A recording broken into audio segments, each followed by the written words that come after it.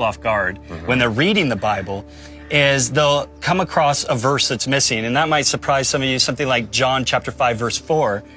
There isn't a John chapter 5 verse 4. So how do we understand that? Why are there verses in our Bible missing? Yeah, I think people, when they come on these quote-unquote missing verses, it kind of surprises them. They'll look at their modern English translation and they'll see there's no John chapter 5 verse 4. And they go back and it's in their King James. So who took that verse out and when? Well, realistically, it's not about who took that verse out and when, it's about who put that verse in and when. And because we have such a glut of information in regards to the manuscript tradition and the text of the Bible, we're able to pinpoint when those things happened. Because of this, we're able to figure out, okay, a scribe at some point in history, say, wrote what we now have. Because remember, the verses were added much later.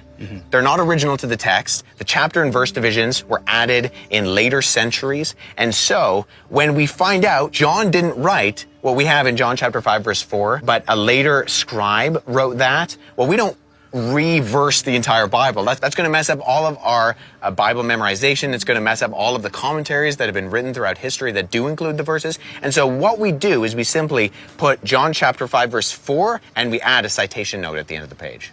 Okay, the earlier we go and the more we look at the different manuscripts, we can see that this was added at this point.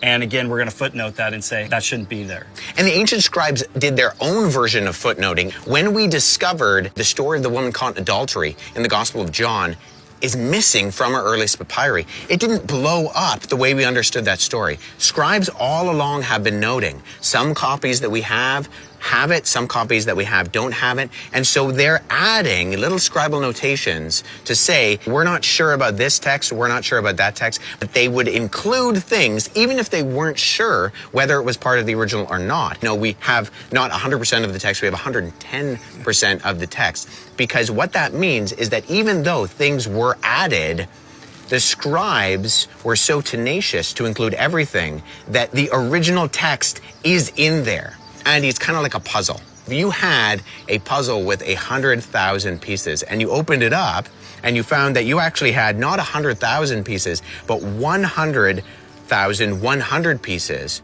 once you start to put the puzzle together, you can see where the image is. You can see where pieces were added from another puzzle by accident, or maybe that someone came along and they added extra pieces. Once the picture starts to come together, it's really clear to figure out, well, what does and doesn't belong. And that's kind of like the text of the Bible. Once we put together the pieces of the text of the Bible, we can see this piece doesn't belong, this piece does belong.